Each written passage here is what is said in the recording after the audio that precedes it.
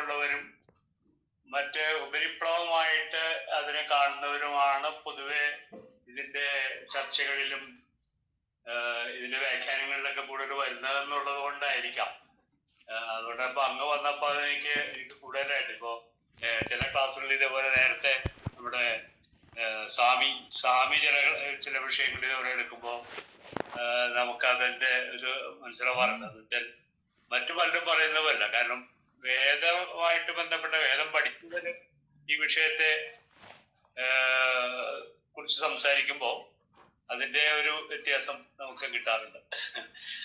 അതുകൊണ്ട് കൂടിയാണ് അതിന് കൂടുതൽ പ്രാധാന്യം തോന്നിയത്. അതിൽ അത്ഭുതം തോന്നിയത് ഇപ്പം നേരത്തെയൊക്കെ വായിച്ചിട്ടുണ്ട്, രസമുള്ള ശ്ലോകങ്ങളാണ്. പൈസബല മുരാരെ ഇങ്ങനെയൊക്കെയുള്ള രസകരങ്ങളുള്ള ശ്ലോകങ്ങൾ നമ്മുടെ മനസ്സിൽ വരും. കാളിയ നർത്തനം, കാളിയ മർദ്ദനം, പിന്നെ അഥ ദിക്ഷു വിദിക്ഷു. അപ്പം അതിനെല്ലാം അതിൻ്റെതായ രസവും ചാരുതയും ഒക്കെ ഉണ്ട്. പക്ഷെ ഒരധ്യായം, ഒരു ദശകം മുഴുവനായും വേദത്തിന് മാറ്റി വെച്ചിരിക്കുക. അത് ശ്രദ്ധപ്പെട്ടിരുന്നില്ല. ഞാൻ പറഞ്ഞില്ല, എനിക്കൊരു വിഷമം തോന്നിയെന്ന് പറഞ്ഞാൽ അതാണ്. ഒരു ദശകം വേദസ്തുതിയാണ്. അപ്പോൾ ഇതുവരെ അതും അതിൻ്റെ ഒടുവിലത്തെ എൻ്റെ നോട്ടം എന്നുള്ള നിലയിലാണ്. 99ാമത്തെ ദശകമാണ്. അപ്പോൾ അത് നമ്മുടെ വൈദികരുടെ ശ്രദ്ധയിൽപ്പെട്ടില്ല. ആരും അങ്ങനെ പറഞ്ഞ് ഞാൻ ശ്രദ്ധിച്ചിട്ടില്ല. സത്യത്തിൽ നമ്മുടെ ആളുകൾക്കിടയിൽ അത് അത്ര ആ നിലയ്ക്ക് അതിനെ കണ്ടിരുന്നില്ല. അപ്പം നമ്മുടെ ഈ വൈദികത ഉണ്ടായിരുന്ന ഒരാളായിരുന്നു, വൈദിക വിഷയങ്ങൾ വേണ്ടത് ചിന്തിച്ച ഒരാളായിരുന്നു വി.കെ. നാരായണ ഭട്ടതിരി. കോഴിക്കോടുകാർക്കൊരു വിഷയം അറിയാം. കാരണം അദ്ദേഹത്തിൻ്റെ ഗ്രന്ഥങ്ങൾ, യജ്ഞസംസ്കാരം തുടങ്ങിയുള്ള ഗ്രന്ഥങ്ങൾ, വേദാർത്ഥ വിചാരം, മാതൃഭൂമി തുടർച്ചയായിട്ട് എഴുതുമായിരുന്നു. ഒരുമാതിരിപ്പെട്ട ആനുകാലികങ്ങളിലെല്ലാം എഴുതുമായിരുന്നു. അത് മാതൃഭൂമി ബുക്സ് വളരെ കാലം മുമ്പ് സമാഹരിച്ചിട്ടുണ്ട്. ഒരു 4-5 സമാഹരണങ്ങൾ ഉണ്ട് അദ്ദേഹത്തിൻ്റെ. അപ്പോൾ അതിലിങ്ങനെ പലപ്പോഴും അദ്ദേഹം സൂചിപ്പിക്കുന്നൊരു വിഷയമാണ് ഋഗ്വേദത്തിൻ്റെ വിഷയം ഭക്തിയോഗമാണ്. നമ്മുടെ ഒരു നിർണയം ജ്ഞാനയോഗമാണെന്നാണല്ലോ. ജ്ഞാനവേദം, ഋഗ്വേദം. അപ്പോൾ ഈ ജ്ഞാനവും ഭക്തിയും തമ്മിലുള്ള ഒരു പൊരുത്തം, അല്ലെങ്കിൽ അത് ഹൃദയം കൊണ്ട് അന്തരംഗത്തിൽ ഒന്നാവുന്നത് അത്ര ശ്രദ്ധിച്ചിരുന്നില്ല. അപ്പം മേൽപ്പത്തൂരിലേക്ക് എത്തുമ്പോൾ വിശേഷിച്ചും 99ാം ദശകം, കാരണം ആ വിശ്വസ്തുതികളെല്ലാം നമ്മുടെ പരിചയത്തിലുള്ള, എനിക്ക് ഏറ്റവും ഇഷ്ടപ്പെട്ട വേദഭാഗങ്ങളിലാണ് ഈ വിശ്വസ്തുതികളെല്ലാം വരുന്നത്. വിഷ്ണു കർമാണി പശ്യതയതു വ്രതാനി പസ്പശേ ഇന്ദ്രസി യുജ്ജസഖ, മഹാമന്ത്രങ്ങൾ അതെല്ലാം. അതുപോലെ വിഷ്ണു യത് പരമം പദം സദാ പശ്യന്തി സൂരയ ദിവീപ ചക്ഷുരാദതം, ഇങ്ങനെയുള്ള ഈ പരമസമാധിയിലുള്ള മന്ത്രങ്ങളാണെന്നെല്ലാം. അപ്പോൾ അതിൻ്റെ എന്താ പറയുന്നത്, പാരമ്പര്യമായിട്ടുള്ള കാമ്പ് ഉപയോഗിച്ചാണ് ഈ ദശകങ്ങൾ പണിത് വെച്ചിരിക്കുന്നത് എന്നറിയുമ്പോഴുണ്ടാകുന്ന ഒരു വല്ലാത്ത നിറമുണ്ട്. അപ്പോൾ അതാണ് എന്നെ സംബന്ധിച്ച് ഉണ്ടായത്. 2 ദിവസമേ എനിക്ക് അത് ചെയ്യാൻ സമയം കിട്ടിയുള്ളൂ. പക്ഷേ ഈ വേദവിദ്യ നമുക്ക് പകരുന്ന ഒരു ബലവും അതുപോലെ അതിൻ്റെ ഒരു സുഖവുമൊക്കെ അത് വല്ലാതെ അന്ന് അനുഭവത്തിലായി. ഒന്ന്, നമ്മളിത് ഇത്തരം കൃതികളെ നമ്മൾ വായിക്കുന്നതിനകത്ത് വരുന്ന അലംഭാവം, പരമ്പര എങ്ങനെയാണ് വാസ്തവത്തിൽ വൈദികമായി തന്നെ ഇരിക്കുന്നത്, അതിനെ എങ്ങനെയാണ് നമ്മൾ അവൈദികമായിട്ട് ഉപയോഗിച്ചുകൊണ്ടിരിക്കുന്നത് എന്നതിൻ്റെ ഒരു തിരിച്ചറിവ് കൂടി ഉണ്ടായി. അപ്പോൾ അതിൽ ഒരുപാട് വൈദിക സങ്കല്പങ്ങൾ, അതിൽ 1-2 ഞാൻ എടുത്ത് പറഞ്ഞുള്ളൂ. അതിന് ബാലഭാവം ബാലഭാവം അല്ല, കിശോര എന്ന് പറയുന്ന അതിൻ്റെ ഒന്നും ഒരു സങ്കല്പബലം നമുക്ക് നേരത്തെ ഈ ഗ്രന്ഥത്തിലുള്ളതായിട്ട് തോന്നിയിരുന്നില്ല എന്നുള്ളതാണ്. എനിക്കും അതൊരു പുതിയ അറിവായിരുന്നു കേട്ടോ. എനിക്ക് ആദ്യമായിട്ടാണ് കാരണം വേറെ 1-2 ബുക്കുകളും കൂടെ അതിൻ്റെ അടുത്ത് പോയി. കാരണം കൂടുതലും പറയാൻ സമയം കിട്ടിയില്ലായിരുന്നല്ലോ. കുറച്ച് സമയത്ത് ഇത്രയും വലിയ സബ്ജക്റ്റ് അതിന്റെ ഓർമ്മയുണ്ട്. അത് കയ്യിൽ നിന്ന് പോകുമെന്ന് വിചാരിച്ചാ, കാരണം പറഞ്ഞു വരുമ്പോഴേ പറയേണ്ടത് പറയാൻ പറ്റാതെ. പക്ഷെ ദൈവാനുഗ്രഹം കൊണ്ട് അത് വലിയ കുഴപ്പമില്ലാതെ ആൾക്ക് മനസ്സിലായി എന്നാണല്ലോ പറഞ്ഞത്. അതൊരു സന്തോഷം ഉണ്ടാക്കി.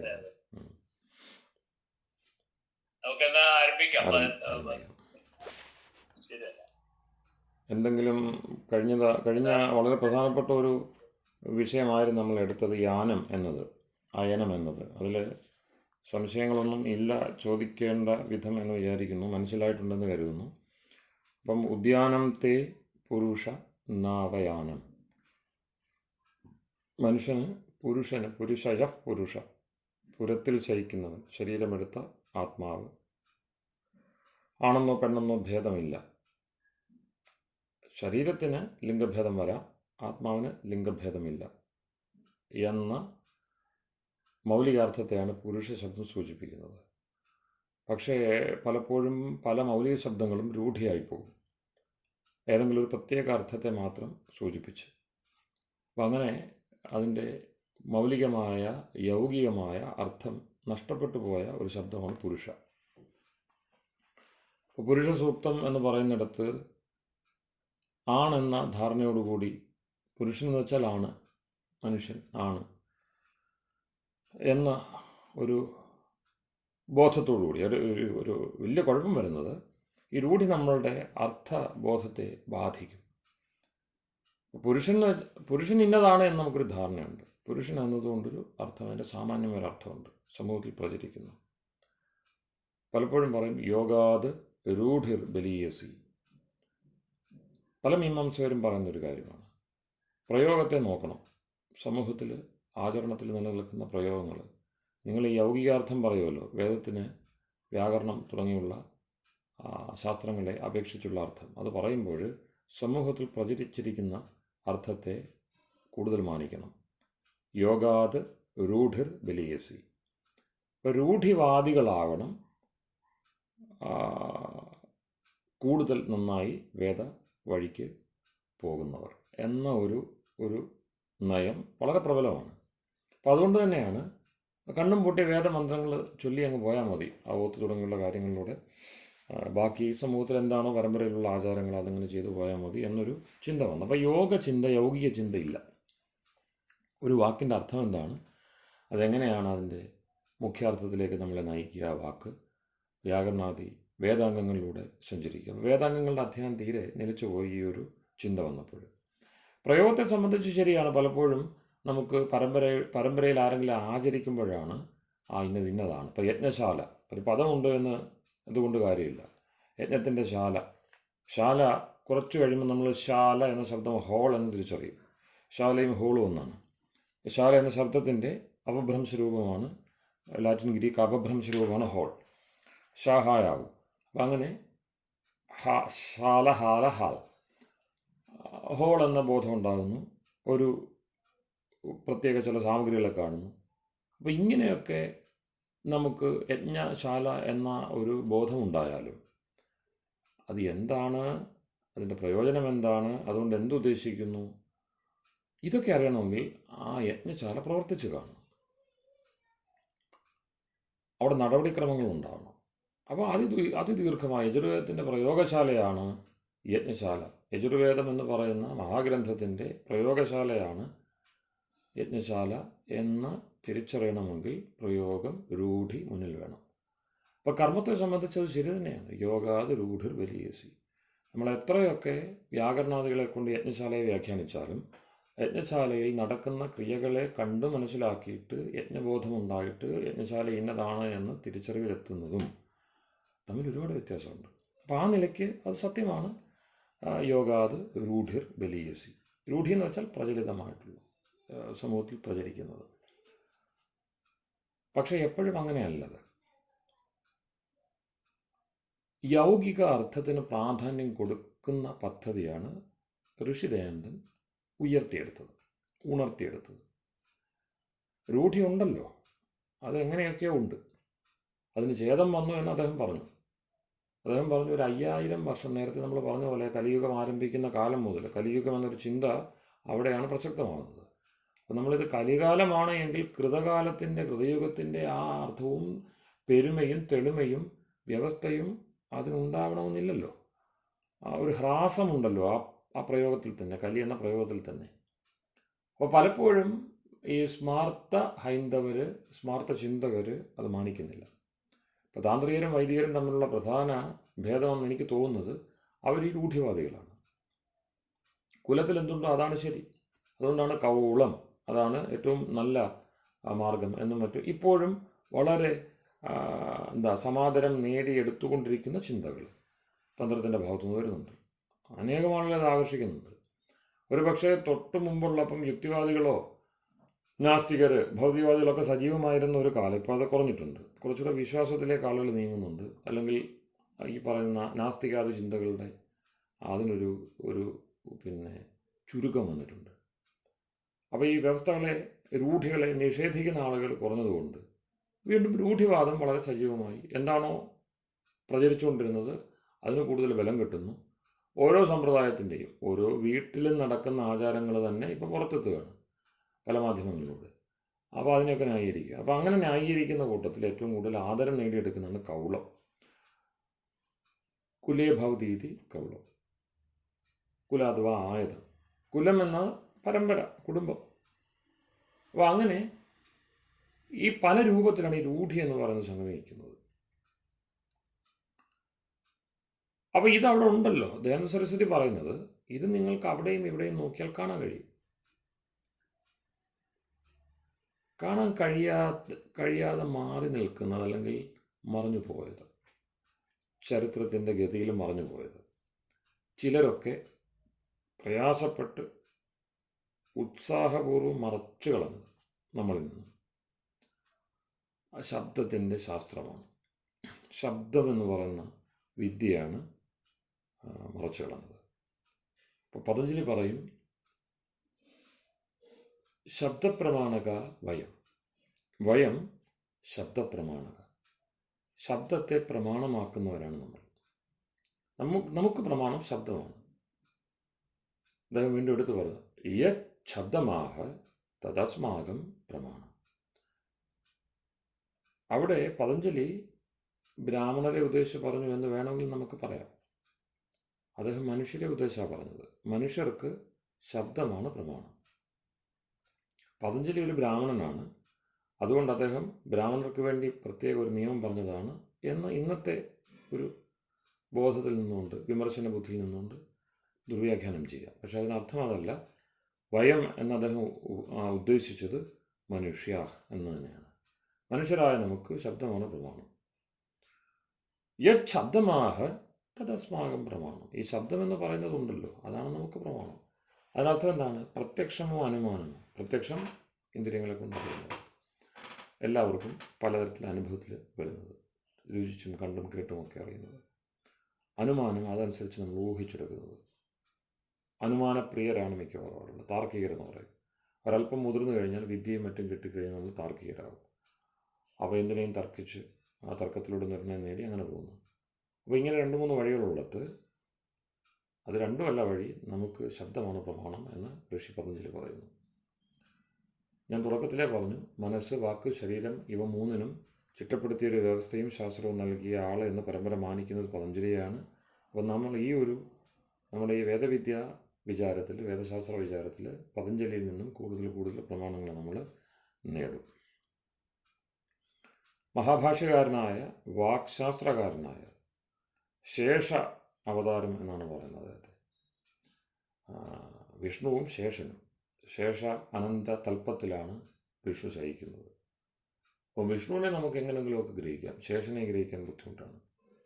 ആ ശേഷൻ്റെ അനന്തൻ്റെ അവതാരമാണ് പതഞ്ജലി എന്നുകൂടി പറയും.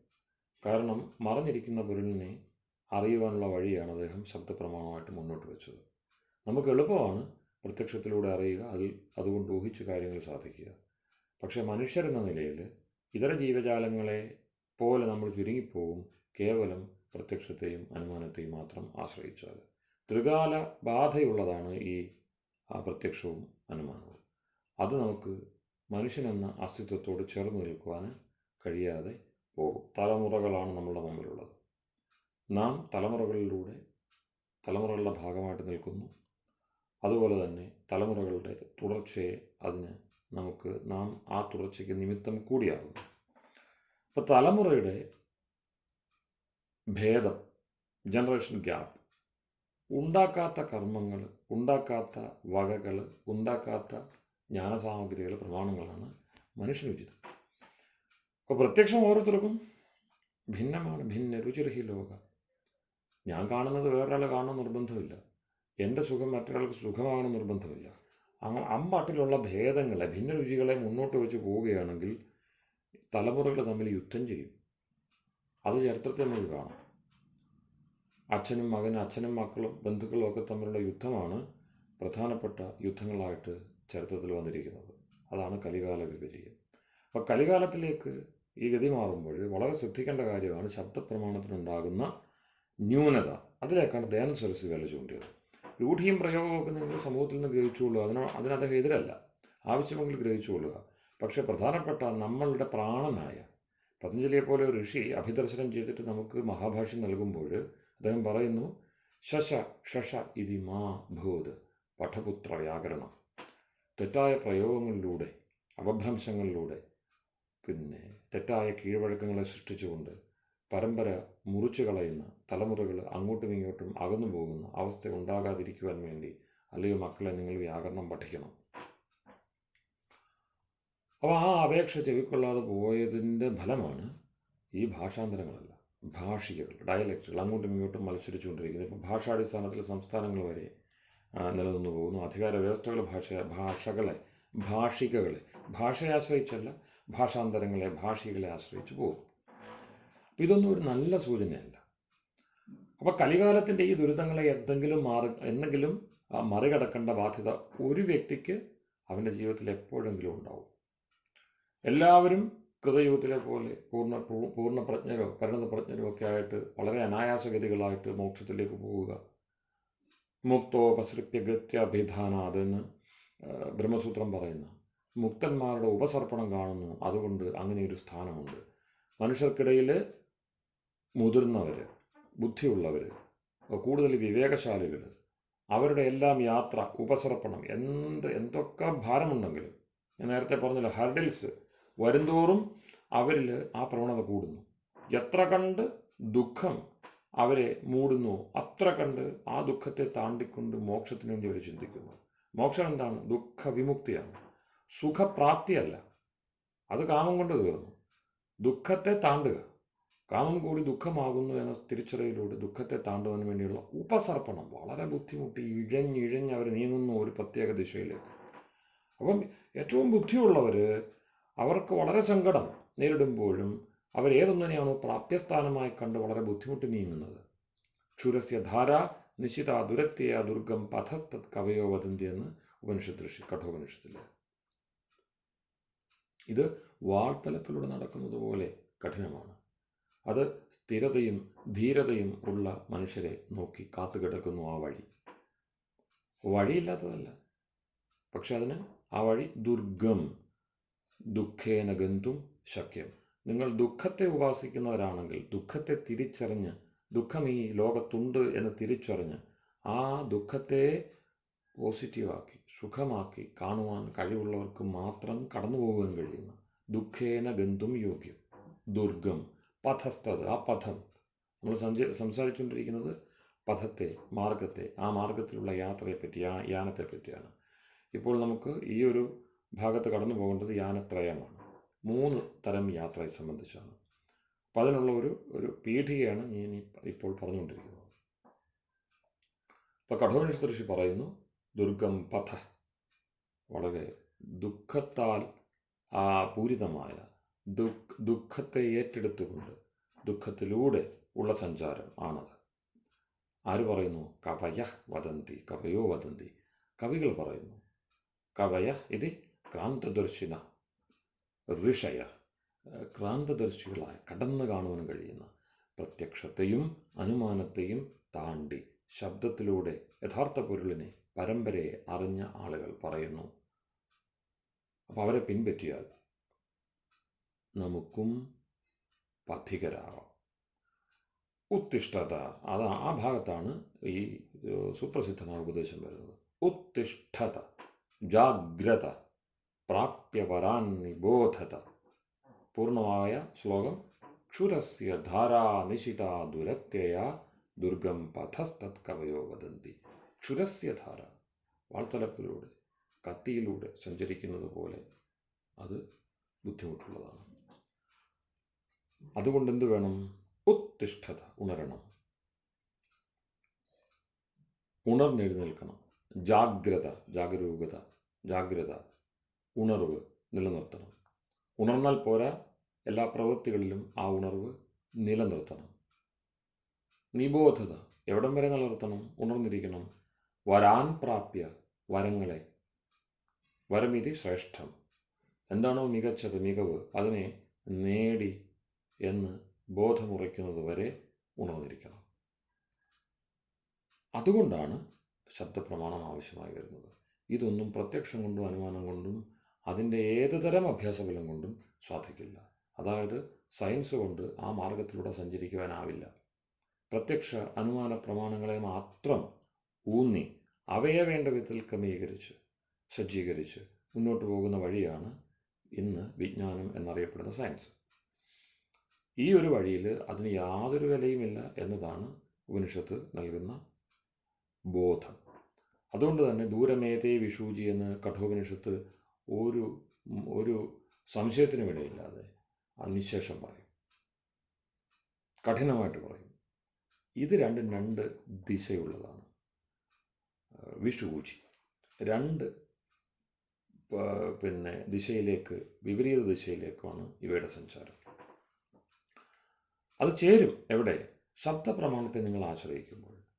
ശബ്ദപ്രമാണത്തെ ആശ്രയിച്ച് ഋഷിയുടെ, നിങ്ങൾ യോഗദർശനം പഠിക്കുന്നുണ്ടല്ലോ, ഋഷിയുടെ ബാഹ്യ ആഭ്യന്തര പ്രത്യക്ഷമാണ് യോഗദർശനത്തിലൂടെ ഇഴതിരിച്ച് സൂത്രപ്പെടുത്തി പതഞ്ജലി വിവരിക്കുന്നത്.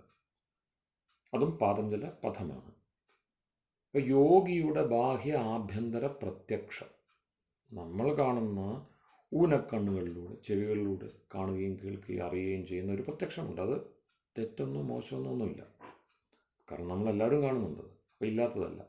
അതിനെ മായ എന്ന് സാധാരണ വേദാന്തികൾ പറയുന്നത് പോലെ നാം സ്വീകരിക്കുന്നുമില്ല. മായാവാദത്തെ തള്ളിക്കളഞ്ഞുകൊണ്ട് തന്നെയാണ് നമ്മളത് ഉൾക്കൊള്ളുന്ന. ആ പ്രത്യക്ഷത്തിന് ബലമുണ്ട്. പ്രത്യക്ഷ പരാപ്രമിതി എന്ന് ഋഷി വാത്സ്യായനൻ ന്യായദർശനത്തിൻ്റെ ഭാഷ്യത്തിൽ ഉറപ്പ് നൽകുകയും ചെയ്യുന്നു. പ്രമിതി, ശരിയായ അറിവ് പ്രത്യക്ഷത്തിൽ ഊന്നി തന്നെ നിൽക്കണം. അപ്പോൾ അത് ബാഹ്യപ്രത്യക്ഷമുണ്ട്. ആ ബാഹ്യപ്രത്യക്ഷവും ആഭ്യന്തര പ്രത്യക്ഷവും തമ്മിൽ ഒന്നിക്കണം. അകത്തും പുറത്തും നമുക്ക് കാണാൻ കഴിയും. അകത്തുള്ള കാഴ്ച സമാധിയുടെ ബലത്തിൽ അകം കണ്ടുകൊണ്ടേയിരിക്കുമ്പോൾ അകവും പുറവും ചേരുന്ന ഒരു യോഗാനുഭവം, സമാധി, അതിൽ ഉറയ്ക്കുമ്പോഴാണ് ശരിയായ അറിവിലേക്ക് എത്തുക. അപ്പോൾ ആ സമാധിബലം ഉണ്ടാക്കുന്നത് സാധാരണ പ്രത്യക്ഷമല്ല, യോഗിയുടെ ബാഹ്യാഭ്യന്തര പ്രത്യക്ഷമാണ്. അത് ഉറയ്ക്കുന്നത് എവിടെ? ശബ്ദത്തിലൂടെ, ശബ്ദപ്രമാണത്തിലൂടെ. അപ്പോൾ ശബ്ദപ്രമാണം നമ്മളിൽ നിന്നും, മനുഷ്യർക്കിടയിൽ നിന്നും നഷ്ടപ്പെട്ടു പോയാൽ പൂർവികരുടെ അനുഭവത്തിൻ്റെ ദിഗ്ദർശനങ്ങൾ ശബ്ദത്തിലൂടെ തന്നെയാണ് നമ്മളിലേക്ക് എത്തുന്നത്. അച്ഛനും അമ്മയും ഗുരുക്കന്മാരും ഉപദേശിക്കുകയാണ്, ശബ്ദത്തിലൂടെയാണ്. ഉപദേശ ആദ്യോച്ചാരണം. അവരെവിടെ നിന്നാണ് ഈ ഉച്ചാരണം, ഈ ഉപദേശം കൈക്കൊണ്ടത്? ആദ്യ ഉച്ചാരണം.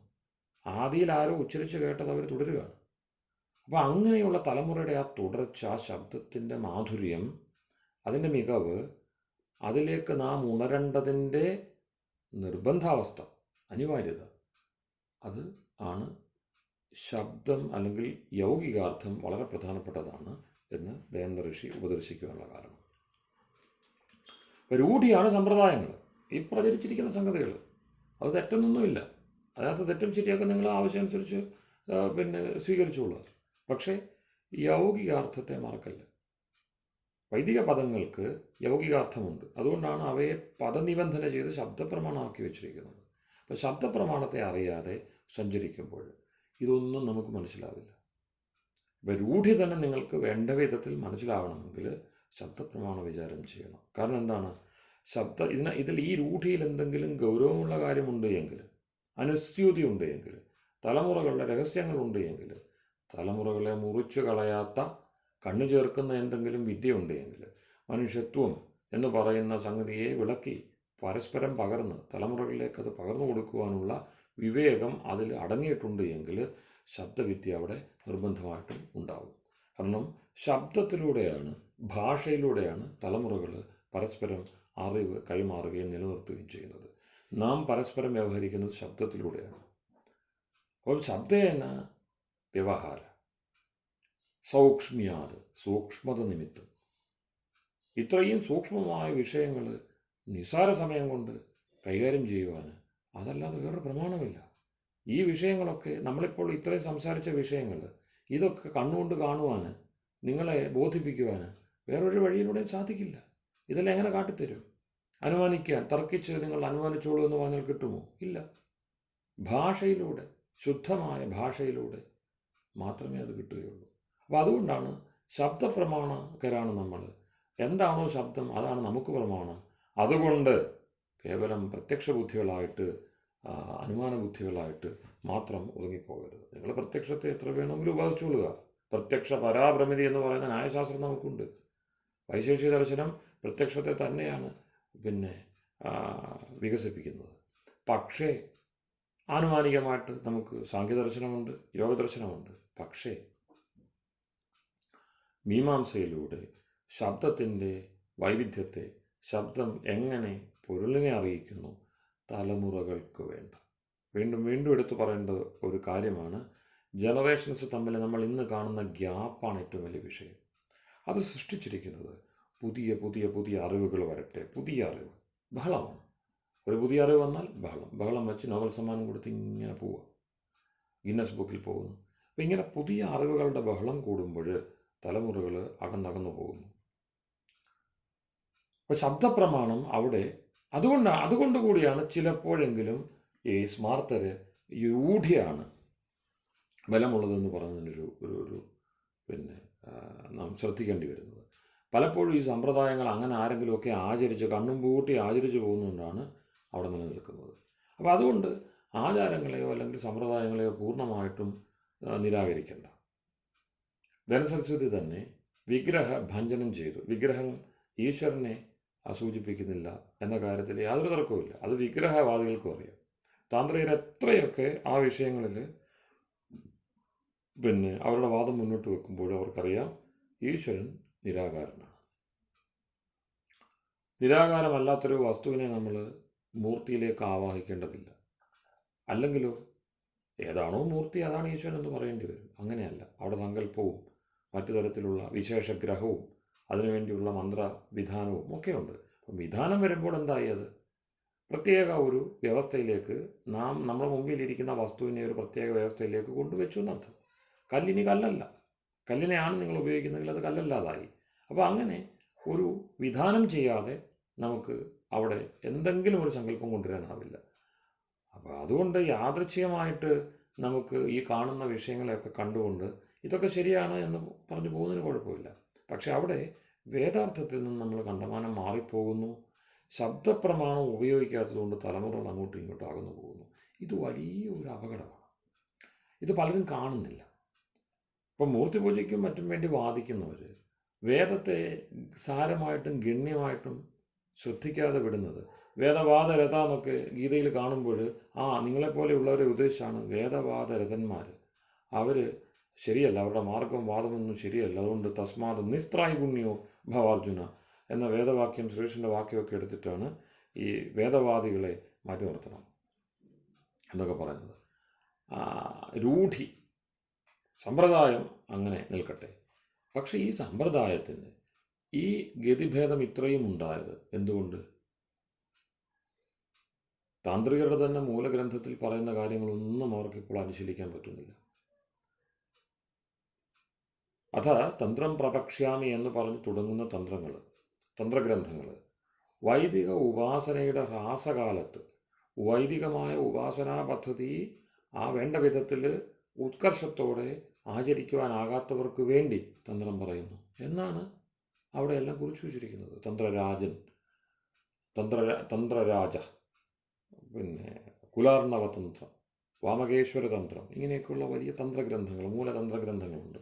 അവിടെ അങ്ങനെയാണ് പറയുന്നത്. അവിടെ വൈദിക സാധനയെ അവർക്ക് തള്ളിക്കളയാനാവില്ല. കാരണം അന്ന് വൈദിക സാധന ഉണ്ടായിരുന്നു. കാലക്രമത്തിൽ വന്ന വിപര്യത്തെ നേരിടുവാൻ വേണ്ടി ചെയ്ത ചില വിധിവിധാനങ്ങളാണ് ഈ തന്ത്രം എന്ന് പറഞ്ഞ പ്രസ്ഥാനത്തിന് നിമിത്തമായത്. അത് കുറച്ചുകൂടി മുതിർന്ന ഒരവസ്ഥയിൽ 11ാമത്തെ അധ്യായത്തിലെത്തുമ്പോൾ മീമാംസയിലെ 11ാമത്തെ അധ്യായം തന്ത്രാധ്യായമാണ്. 12 ദ്വാദശ ലക്ഷണിയാണ് പൂർവ്വമീമാംസ, 12 അധ്യായമുള്ള. അതിൽ 11ാമത്തെ അധ്യായം തന്ത്രാധ്യായമാണ്. അതിലെത്തുമ്പോൾ ഈ വിഷയങ്ങൾക്ക് കൂടുതൽ വിളക്കമുണ്ടാകും. അപ്പോൾ അങ്ങനെ വേദത്തിന് അല്ലെങ്കിൽ നമ്മളുടെ പരമ്പരയ്ക്ക്, വേദായത്തമായ പരമ്പരയ്ക്ക്, സംസ്കൃതിക്ക് ശബ്ദ പ്രമാണപരതയുണ്ട്. ശബ്ദത്തെ ഗണിക്കാതിരുന്നാൽ, ഭാഷ ഉൾപ്പെടെയുള്ള ശബ്ദത്തിൻ്റെ രൂപങ്ങളെ ശ്രദ്ധിക്കാതിരുന്നു കഴിഞ്ഞാൽ നമുക്ക് ഇത് പരമ്പരയെ സൂക്ഷിച്ച് മുന്നോട്ട് പോകാൻ കഴിയില്ല. ജനറേഷൻ ഗ്യാപ്പ് വർദ്ധിക്കും.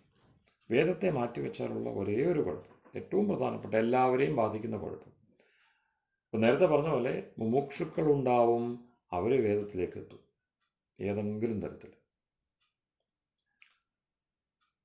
കാരണം എന്താണ്?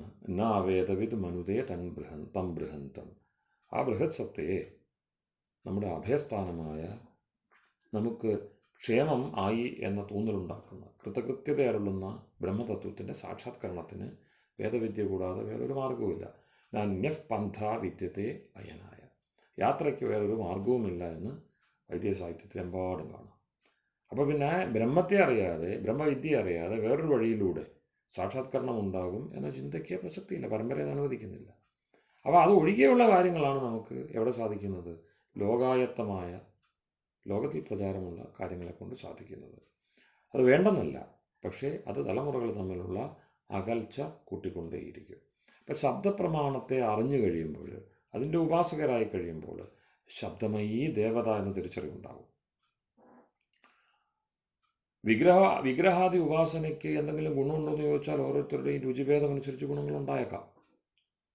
ദയാനന്ദ സരസ്വതി തന്നെ പറയുന്നുണ്ട്, ധ്യാനാദികൾ അഭ്യസിക്കുന്നവർക്ക് ഈ മുമ്പിൽ എന്തെങ്കിലും ഒരു വസ്തുവിനെ വെച്ച് മറ്റേ ത്രാടകം തുടങ്ങിയുള്ള ക്രിയകൾ, ഏകാഗ്രതയ്ക്ക് വേണ്ടി ദീപം തെളിയിച്ച് വെച്ച് അതിനെ നോക്കുക തുടങ്ങിയുള്ള കർമ്മങ്ങൾ ചെയ്തുകൊണ്ട് ഏകാഗ്രത സമ്പാദിക്കുക. 15 ദിവസമാണ് അദ്ദേഹം അനുവദിക്കുന്നത്, ഒരു പക്ഷം. അതിനപ്പുറത്തേക്ക് അതിന് പ്രസക്തി ഇല്ലെന്ന് പറയുന്നു. കാരണം എന്താണ്? അവിടെ തന്നെ നമ്മളുടെ മനസ്സ് കുടുങ്ങിപ്പോകും. അതിൻ്റെ അംഗപ്രത്യംഗ വർണ്ണനകൾ വിഗ്രഹത്തെ കാണുമ്പോൾ നമ്മൾ കണ്ണടച്ച് കളയും. വളരെ ദൂരെയുള്ള സ്ഥലങ്ങളിലൊക്കെ ഇഷ്ടത്തോടെ പോയി, വളരെ ബുദ്ധിമുട്ടി പോയി ദേവതയുടെ മുമ്പിൽ നിൽക്കുമ്പോൾ കണ്ണടയ്ക്കും. ഈ അംഗപ്രത്യംഗ സൗഭഗമുള്ള വിഗ്രഹത്തെയാണ് നാം ഉപാസിക്കുന്നതെങ്കിൽ നമുക്ക് അതിൻ്റെ ആ സ്വരൂപ ധ്യാനമാണല്ലോ ഉണ്ടാവേണ്ടത്. മറിച്ച് അവിടെ നമുക്ക് സാധാരണ പ്രാർത്ഥിക്കുമ്പോൾ വാക്കുകളാണ് വരിക, അപേക്ഷകളുണ്ടാവാം, അഭ്യർത്ഥനകളുണ്ടാവാം. കുറച്ചുകൂടെ ഉയർന്ന നിലയുള്ളവർക്ക് അറിവുമായി ബന്ധപ്പെട്ട എന്തെങ്കിലും വിനിമയ മന്ത്ര, ജപ ആദി വിഷയങ്ങളുണ്ടാവും. അപ്പോഴും എന്താണ് സിദ്ധമാകുന്നത്? വിഗ്രഹവാൻ ദേവ, വിഗ്രഹവതി ദേവത എന്നതിനപ്പുറത്തേക്ക് ശബ്ദമയി ദേവത എന്ന നിയമമാണുള്ളത്. അപ്പോൾ വിഗ്രഹാദി പഞ്ചകത്തെ, ഇതൊക്കെ എന്തെങ്കിലും നമുക്ക് ചർച്ച ചെയ്യാം വേദാന്ത ദർശനത്തിൽ ഭാഷ്യം ചെയ്യുമ്പോൾ. അവശേഷിക്കുന്ന ഏറ്റവും പ്രാചീന ഭാഷ്യം ആദിശങ്കരൻ്റെ നാമത്തിലുള്ളതാണ്, ശാരീരക മീമാംസാ ഭാഷ്യം. അതിൽ അദ്ദേഹം വിഗ്രഹാദി പഞ്ചകത്തെ ഖണ്ഡിക്കുകയാണ്. വിഗ്രഹത്തിലൂടെ പോകുന്ന ആ യാത്രയാണ്. കാരണം അതിന് ഒരുപാട് പരിമിതികളുണ്ട്, ഒരുപാട് ഗുണങ്ങളുണ്ടായേക്കാം, ഗുണങ്ങളിലൊന്നും പറയുന്നില്ല. 16 ദോഷങ്ങൾ സത്യാർത്ഥ പ്രകാശത്തിൽ അടുക്കി പറയുന്നുണ്ട്. അപ്പോൾ അതൊക്കെ ചിന്തിക്കേണ്ടതാണ്. അത് സാധകർക്ക് വേണ്ടിയാണ്, വഴക്കാളികൾക്ക് വേണ്ടിയല്ല, സാധകർക്ക് വേണ്ടിയാണ്. സാധകർക്ക് അവരുടെ വഴിയെ തിരിച്ചറിഞ്ഞു മുന്നോട്ട് പോകുമ്പോൾ ശബ്ദം പ്രമാണമാണ്. ശബ്ദപ്രമാണത്തെ സംബന്ധിച്ച് ദേവത ശബ്ദരൂപത്തിലാണ് നമുക്ക് ഗുരുവിൻ്റെ ഉപദേശം, ശാസ്ത്രം. ഇങ്ങനെ ശബ്ദത്തിലൂടെയാണ് ആ ദേവതാ സഞ്ചാരം ഉണ്ടാവുന്നത്, ദേവതയുടെ സ്വരൂപം വെളിപ്പെടുന്നത്. അങ്ങനെ ശബ്ദത്തെ, ശുദ്ധമായ ശബ്ദത്തെ, ഉപദേശത്തെ ശ്രവിച്ചു കേട്ട്, ശ്രവണം, മനനം, നിധിധ്യാസനം അല്ലെങ്കിൽ ധ്യാനം, സാക്ഷാത്കാരം, ഈ ക്രമിക പദ്ധതിയിലൂടെ തലമുറകൾ ഒരേ ബ്രഹ്മത്തിൻ്റെ ഉപാസകരായിട്ട് അങ്ങനെ പോകുന്ന ഒരു കാഴ്ചയാണ് തലമുറകളെ സംബന്ധിച്ച് ഋഷികൾ മുന്നോട്ട് വച്ചിരിക്കുന്നത്. നാ ബ്രഹ്മവിദ് അസ്മിൻ കുലേ ഭവതി എന്നിടത്താണ് അവരുടെ കൗള ദർശനം. ഈ കുലത്തിൽ ബ്രഹ്മവിത്തല്ലാത്തവൻ ഉണ്ടാവില്ല. കാരണം അത്രയും സുസ്പഷ്ടമായിട്ട് അവ്യവഹാര്യമായ, ഒരിക്കലും ആർക്കും വാക്കുകൊണ്ട് പറയാൻ കഴിയാത്ത ആ തത്വത്തെ, അനന്തതയെ വാക്കിലൊതുക്കി. യാവത് ബ്രഹ്മനിഷ്ഠിതം താവതീ വാക്ക്.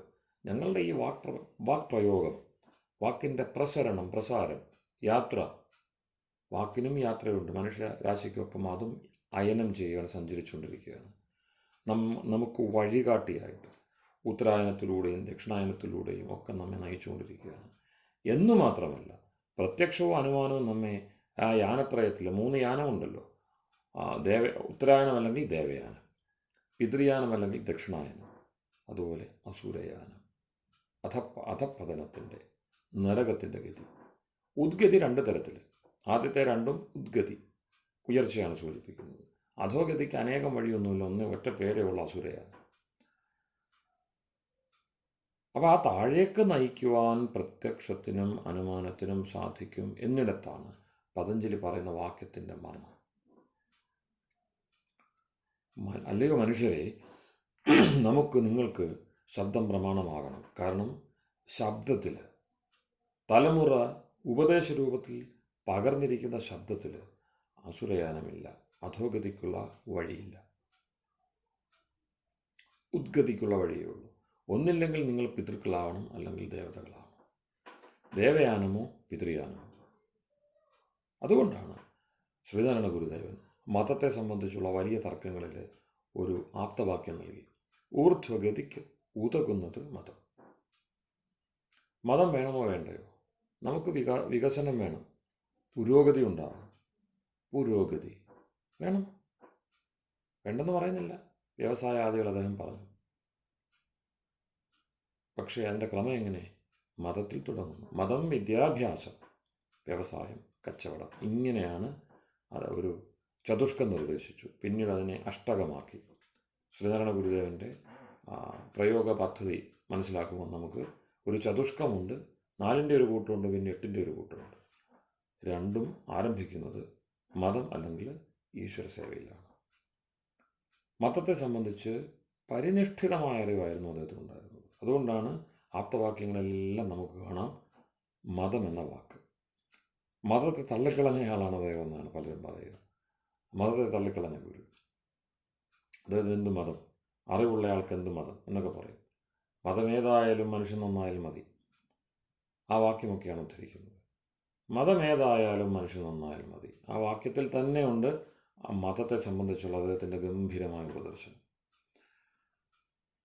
അപ്പം നമുക്ക് സംശയം ഉണ്ടാകും, മതമേതായാലും മതി, കാരണം മനുഷ്യൻ നന്നാകണമെന്നേ ഉള്ളൂ, മനുഷ്യൻ നന്നാകാൻ മതം വേണമെന്നില്ലല്ലോ, ഇങ്ങനെയൊക്കെയുള്ള ചിന്ത വരാം. അദ്ദേഹം പറയുന്നത് അതല്ല. വൈദ്യൻ ഏതായാലും രോഗം മാറിയാൽ മതി. കൂട്ടാൻ കറി ഏതായാലും ഭക്ഷണം നന്നായാൽ മതി, അന്നം നന്നായാൽ മതി. അതിനർത്ഥം എന്താണ്? കറിയില്ലാതെ അന്നം നന്നാകുമെന്നാണ്. വൈദ്യനല്ലെങ്കിൽ ഔഷധം ഇല്ലാതെ രോഗം മാറും എന്നാണ്. അതുപോലെയുള്ളൂ.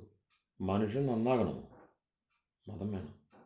മതം ഏത് എന്ന് വെച്ചാൽ അതിൻ്റെ പേരിലല്ല, മനുഷ്യനെ നന്നാക്കുന്നത് മതം എന്നതിൻ്റെ ചുരുക്കം. രോഗത്തെ മാറ്റുന്നത് ഔഷധം, രോഗത്തെ മാറ്റുന്നവൻ വൈദ്യൻ, ഭക്ഷണത്തിന് ഉതകുന്നത് കറി. പല മതസാരവും ഏകം, വളരെ പ്രധാനപ്പെട്ട ഉപദേശമാണ്. ഒരുപാട് തെറ്റിദ്ധാരണ ഉണ്ടാക്കുന്നു. അപ്പോൾ അതിന് തൊട്ട് മുമ്പ് അദ്ദേഹം ബ്രഹ്മവിദ്യയെ എടുത്തു പറഞ്ഞിട്ടാണ്. ഋഷികൾക്ക് പല കാഴ്ചയില്ല. ഈ പല മതസാരവും ഏകം എന്ന് പറയുന്ന അതിന് ഉപദേശത്തിന് തൊട്ട് മുമ്പ് ആർഷദർശനം പറയുകയാണ്. കാരണം കാണുന്നവന് പല കാഴ്ച കിട്ടില്ല, കാരണം അകക്കണ്ണുകൊണ്ടാണ് കാണുന്നത്, ആത്മദൃഷ്ടിയാണ്. എല്ലാത്തരം ഭേദങ്ങളെയും താണ്ടി ആത്മസ്വരൂപത്തിലെത്തുന്ന ആളുകളുടെ കാഴ്ചയ്ക്ക് ഭേദമില്ല. അതുകൊണ്ടാണ് ഋഷികൾ പലത് പറയില്ല, ഋഷികൾക്ക് പല ദർശനമില്ല. ഉച്ചാവചേഷു അർത്ഥേഷു ഋഷീണാം മന്ത്രദൃഷ്ടയോ ഭവന്തി. അവർ മന്ത്രത്തെ വ്യാഖ്യാനിച്ച് നമ്മിലേക്ക് എത്തിക്കുവാൻ വേണ്ടി 6 ദർശനങ്ങളുടെ ദൃഷ്ടി പുലർത്തി. പ്രത്യക്ഷത്തെ വിസ്തരിച്ചു, അനുമാനത്തെ വിസ്തരിച്ചു, ശബ്ദപ്രമാണത്തെ വിസ്തരിച്ചു. ഞാൻ നേരത്തെ പറഞ്ഞതാണ്, വീണ്ടും പറയുന്നു. പ്രത്യക്ഷത്തെ വിസ്തരിച്ചപ്പോൾ വൈശേഷികവും ന്യായവും ഉണ്ടായി. ആര്? ഋഷികൾ. അവർ അനുമാനത്തെ, ഇൻഫറൻസ് എന്ന് പറയുന്ന രണ്ടാമത്തെ ഊഹവ്യവസ്ഥയെ വിസ്തരിച്ചപ്പോൾ സാഖ്യദർശനവും യോഗദർശനവും ഉണ്ടായി. ശബ്ദം, വെർബൽ ടെസ്റ്റിമണി, ശബ്ദപ്രമാണത്തെ വിസ്തരിച്ചപ്പോൾ പൂർവ്വ മധ്യ ഉത്തരമീമാംസകളടങ്ങുന്ന മീമാംസ ദർശനം ഉണ്ടായി. അപ്പോൾ ഇതെല്ലാം അർത്ഥഭേദത്തെ നൽകുന്നില്ല. നൈയായികന് വേദാന്തിയെ കണ്ടുകൂടാ, വേദാന്തിക്ക് നൈയായനെ കണ്ടുകൂടാ. ഇതൊക്കെയാണ് നമ്മൾ ഇപ്പോൾ കാണുന്നത്. ഇതൊക്കെയാണ് രൂഢി. അപ്പോൾ ഈ രൂഢിയെ മുൻനിർത്തിക്കൊണ്ട് ഇതെല്ലാം വേറെ പരമ്പര, ന്യായത്തിൻ്റെ പരമ്പര വേറെ. അവർ പറയും അത് മീമാംസകത്വം ഉള്ളത് കൊണ്ടാണ് നിങ്ങൾക്ക് വേദാന്തത്തിൻ്റെ ഈ മായാവാദത്തെ മനസ്സിലാക്കാനാവാത്തത്. മീമാംസകത്വം താണ്ടി വരൂ. എല്ലാ പടികളുടെയും അന്തിമ ദശയിൽ നിങ്ങൾക്ക് അദ്വൈത ബോധമുണ്ടാകുന്നു. നിങ്ങൾ ബ്രഹ്മമാണ് എന്ന് തിരിച്ചറിയുന്നു.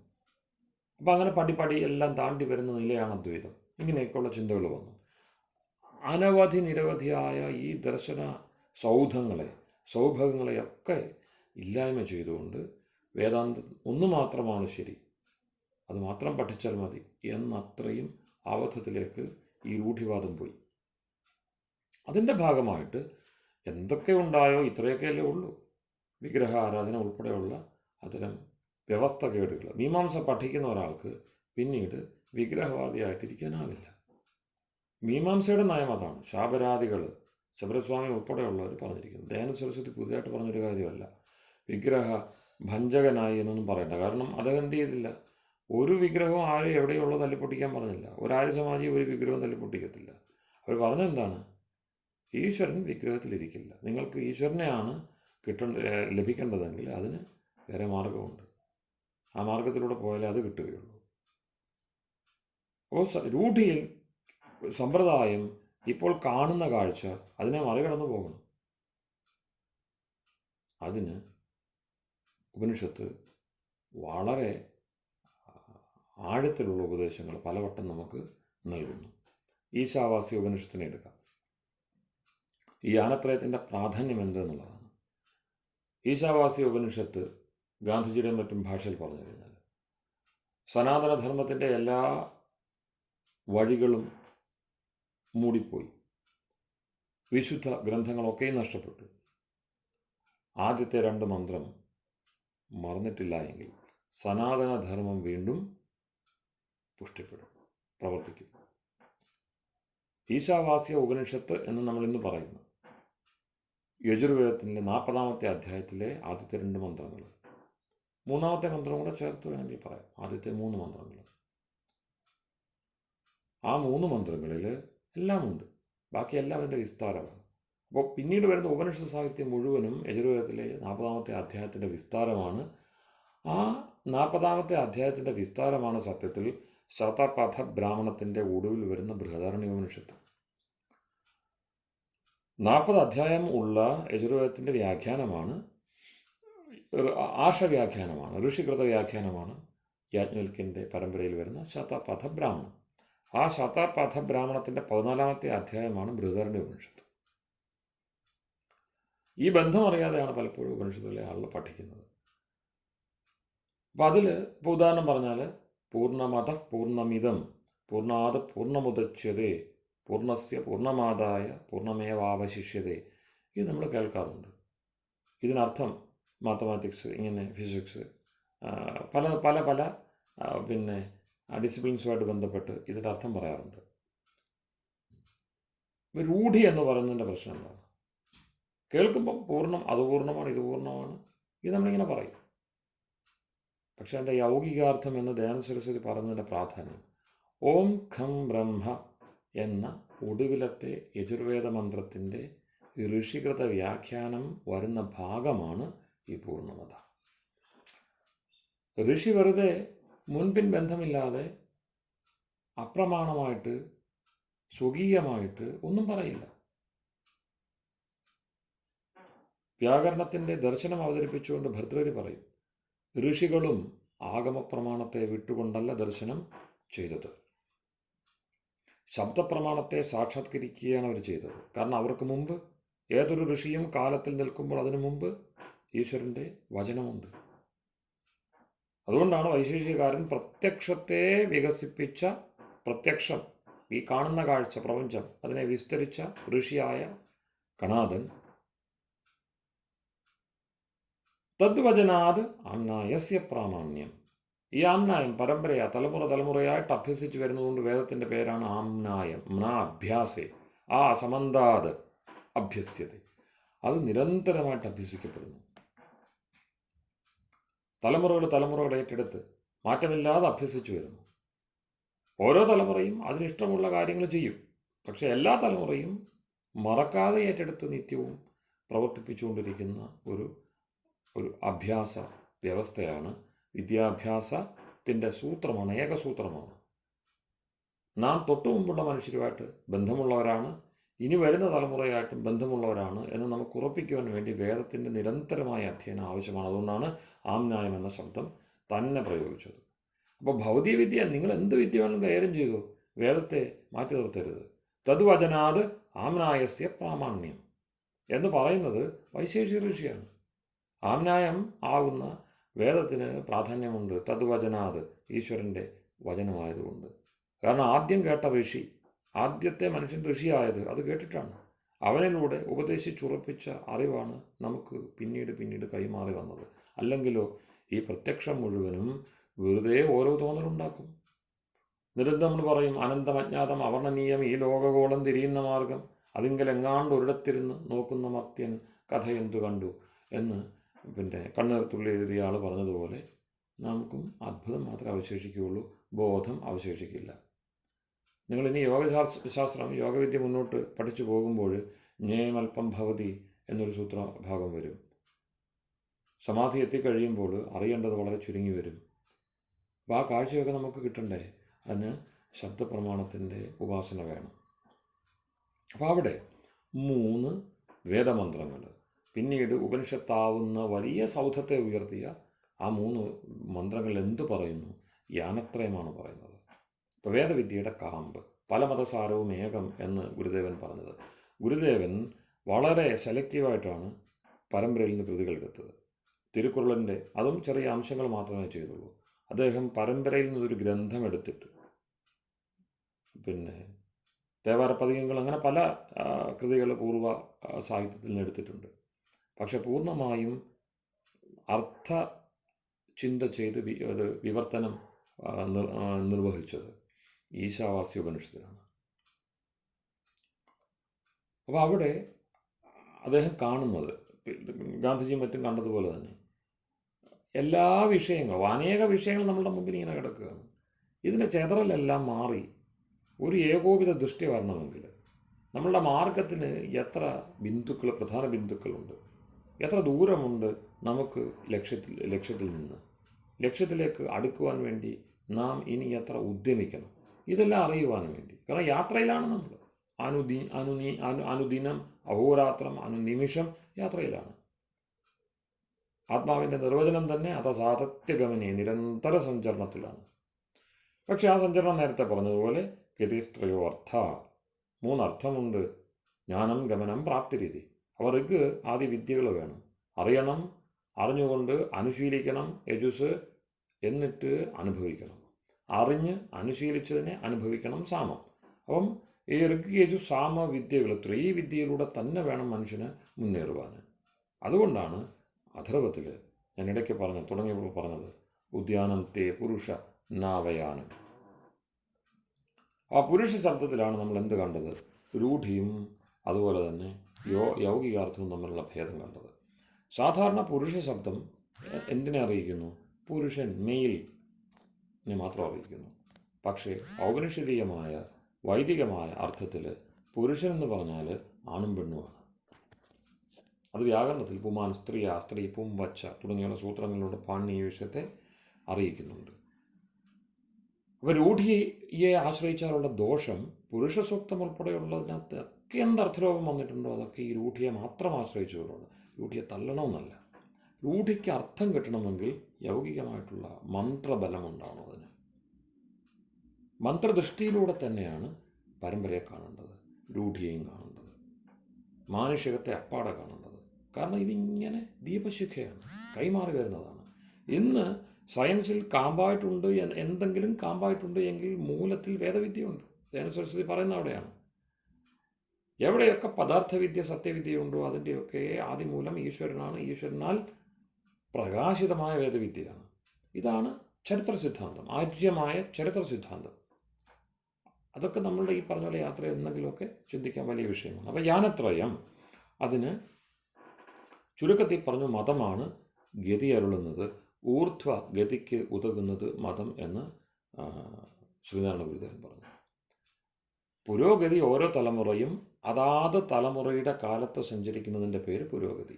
പക്ഷേ തലമുറകൾ തമ്മിൽ ചേർന്നുള്ള ഉദ്യാനം, മുകളിലേക്കുള്ള യാത്ര, ഉയർച്ച, ഉദ്യാനം. ഉദ്യാനം എന്ന് വെച്ചാൽ പൂന്തോട്ടം എന്നല്ല. ഒരുപക്ഷെ വേണമെങ്കിൽ പറയാം ഏതൻ തോട്ടത്തിലേക്കുള്ള യാത്ര എന്ന് വേണമെങ്കിൽ നമുക്ക് പിന്നെ ക്രൈസ്തവ ആദി സങ്കേതങ്ങളെ വെച്ചുകൊണ്ട് ചിന്തിക്കാം. എന്തായാലും അഥർവത്തിൽ ഉദ്യാനം തേ പുരുഷ നാവയാനം.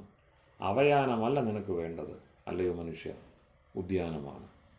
അപ്പം ഉദ്യാനം ഗുണം, വിപരീതം അവയാനം, താഴേക്കുള്ള യാത്ര.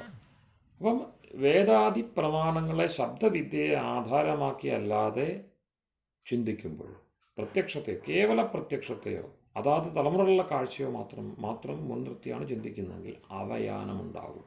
അതുകൊണ്ട് ശബ്ദവിദ്യയുടെ പരിരക്ഷണം ഓരോ തലമുറയും വേണ്ട വിധത്തിൽ ഏറ്റെടുത്ത് ചെയ്തേ മതിയാകൂ. അത്രയും പ്രധാനപ്പെട്ടതാണ് ശബ്ദവിദ്യ. ഇല്ലെങ്കിലോ തലമുറകൾ തമ്മിലുള്ള അകൽച്ച കൂടും.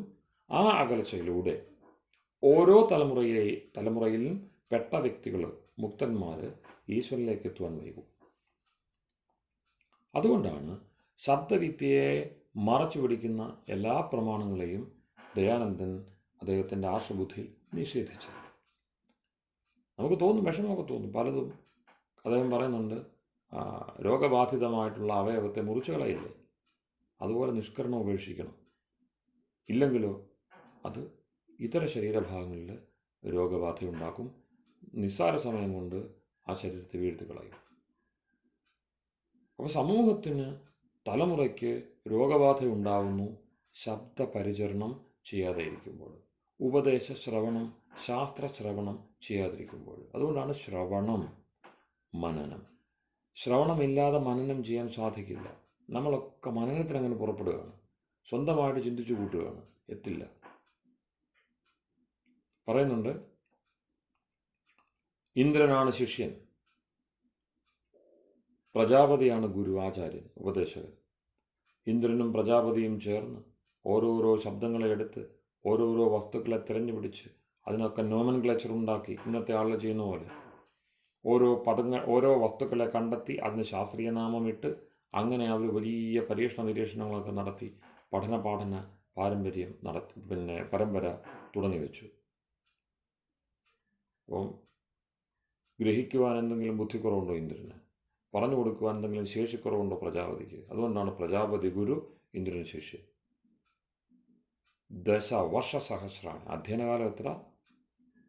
10,000 വർഷം. നാന്തം ജഗാമ, നിർണയത്തിലെത്താനായില്ല. നാന്തം ജഗാമ. ഈ യാത്ര, സയൻസിൻ്റെ ഈ യാത്ര ഒരിക്കലും നിർണയത്തിലേക്ക് എത്തില്ല. തലമുറകൾ നിർണയിച്ചു വച്ചിരിക്കുന്ന വ്യവസ്ഥകളെ മുഴുവനും നിഷേധിച്ചു കളയും. തലമുറകൾ നമുക്ക് മുമ്പുള്ള തലമുറകളൊക്കെ കുരങ്ങന്മാരുടേതാണ് എന്ന് സമ്മതിക്കുന്നതിന് തുല്യമാണ് ഈ തലമുറയുടെ അറിവാണ് അറിവ് എന്ന് പറയുന്നത്. അത് എത്ര കണ്ട് വിപരീത അവസ്ഥയിലേക്കാണ് നമ്മളുടെ ചിന്തയെ കൊണ്ടുപോകുന്നത് നമ്മൾ ശ്രദ്ധിക്കുന്നില്ല. ഓരോ തലമുറയുടെയും മികവുകളെ വാഴ്ത്തിക്കോളൂ, പക്ഷെ തൊട്ടു മുമ്പുള്ള തലമുറ അറിവില്ലാത്തവരായിരുന്നു, അവർ അപരിഷ്കൃതരായിരുന്നു എന്ന് പറയുക അതിനേക്കാൾ വലിയ കഠിനമായൊരു വൃത്തിയില്ല. അത് എപ്പോഴും നമുക്ക് സാധിക്കുന്നത് പ്രത്യക്ഷ അനുമാന മാത്ര പ്രവണരാകുന്നു, ശബ്ദവിദ്യയെ തിരിച്ചറിയാതെ പോകുന്നു. അപ്പോൾ ശബ്ദത്തിൽ രേഖപ്പെടുത്തിയിരിക്കുന്ന വിജ്ഞാനത്തെ തിരിച്ചറിയാതെയാണ് ഓരോ തലമുറയും പ്രവർത്തിക്കുന്നതെങ്കിൽ പരസ്പരം മല്ലടിക്കാനേ കഴിയുള്ളൂ, ചങ്ങലകളെല്ലാം പൊട്ടിപ്പോകും. നമുക്ക് യാത്ര പൂർത്തിയാക്കാനാവില്ല. ഒരു ജന്മം കൊണ്ടല്ല യാത്ര പൂർത്തിയാകുന്നത്. അദൃഷ്ട ജന്മ വേദനീയ യോഗശാസ്ത്രത്തിൽ നിങ്ങൾ പഠിക്കുവിനി. ഈ ജന്മം കൊണ്ട് മാത്രമല്ല, ഈ ജന്മം ഏതിൻ്റെയൊക്കെയോ ബാക്കി ഇനിയുള്ള വരാനിരിക്കുന്ന ജന്മങ്ങളുണ്ട്. അപ്പം നമുക്ക് ജന്മജന്മാന്തരങ്ങളുടെ ശൃംഖലയുണ്ട് ഓരോ വ്യക്തിക്കും. പിന്നെയോ നാം ജനിച്ചു വീഴുന്ന മനുഷ്യരാശിയുടെ ഈ പൂർവ്വ അപര ശൃംഖലാബന്ധം. അപ്പോൾ ഓരോ വ്യക്തിയുടെയും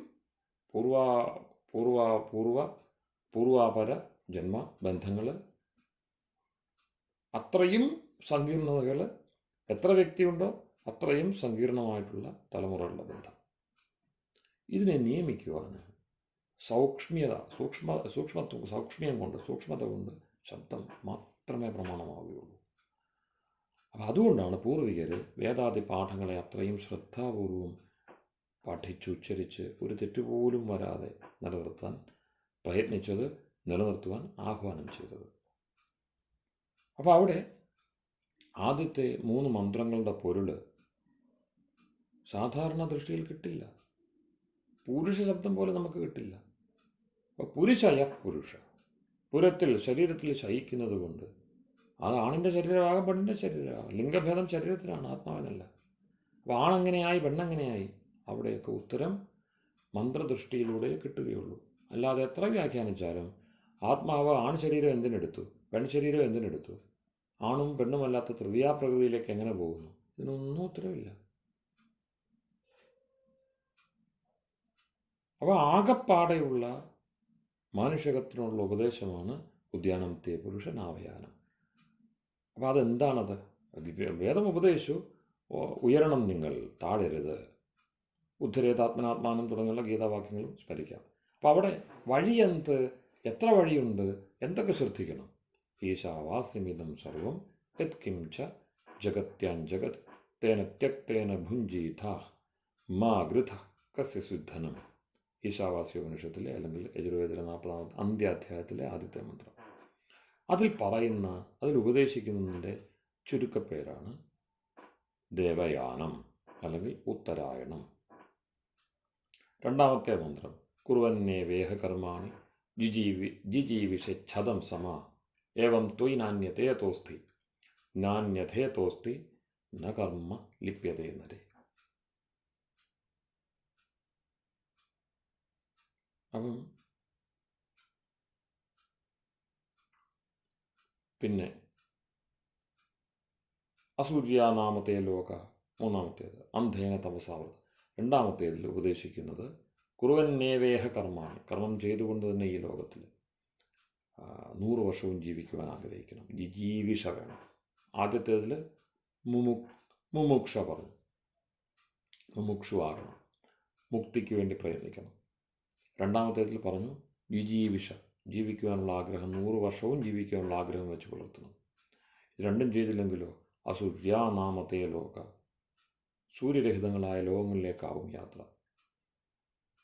അന്ധേന തമസാവൃത താൻസ്തേ പ്രേത്യാഭിഗച്ഛന്തി ഏകേ ചാത്മഹനോജന, ആത്മഘാതികളുടെ വഴിയായിരിക്കും അത്. അതിനെണ്ണമൊന്നുമില്ല. അപ്പോൾ 2 വഴിയേ വേദത്തിന് പറയാനുള്ളൂ. 3-ാമത്തേത് അത് ശ്രദ്ധിക്കാത്ത ആത്മാക്കളുടേതാണ്. അങ്ങനെ 3 ആത്മാവിൻ്റെ ഗതികളെ എടുത്തു പറഞ്ഞുകൊണ്ട് സമസ്ത ഉപനിഷത്ത് സാഹിത്യത്തിന് തുടക്കമിടുന്ന ഈ 3 മന്ത്രങ്ങൾ, അവയുടെ രഹസ്യം മനസ്സിലാക്കിയാൽ, അവയുടെ രഹസ്യം ശബ്ദവിദ്യയിലൂടെ മനസ്സിലാക്കിയാൽ നമുക്ക് പ്രാഥമികമായ ബോധം ഉറയ്ക്കും.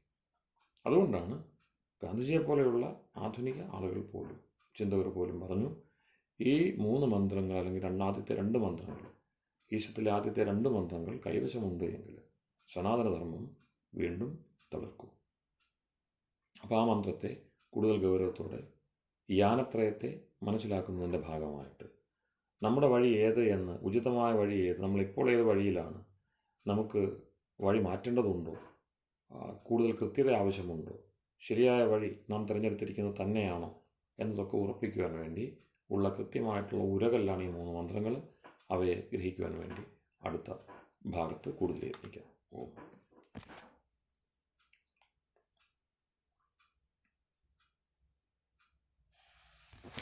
സംശയങ്ങൾ ചോദിക്കാനുള്ളത്?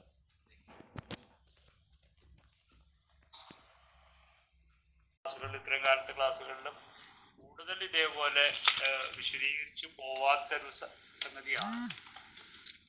പുരുഷസൂക്തം എടുത്തുപോയെങ്കിലും പുരുഷസൂക്തത്തിന്റെ വ്യാഖ്യാനം അങ്ങനെ പോയിട്ടുണ്ടെന്നല്ലാതെ ഈ രീതിയിൽ പ്രത്യേകമായി ചർച്ച ചെയ്ത് പോയിട്ടില്ല. അപ്പോൾ എല്ലാവരും ഒന്നുകൂടി കേട്ടിട്ട് അതിന്റെ സംശയങ്ങൾ ഗ്രൂപ്പിൽ തന്നെ ഇട്ടാൽ മതി, വോയിസ് ആയിട്ട് ഇട്ടാലും മതി.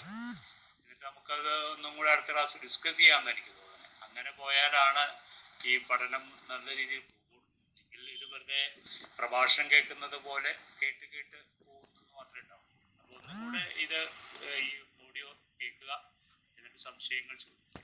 ഓക്കെ, അപ്പോൾ നാളെ ഇനി നമുക്ക് ദർശനങ്ങളുടെ ക്ലാസ്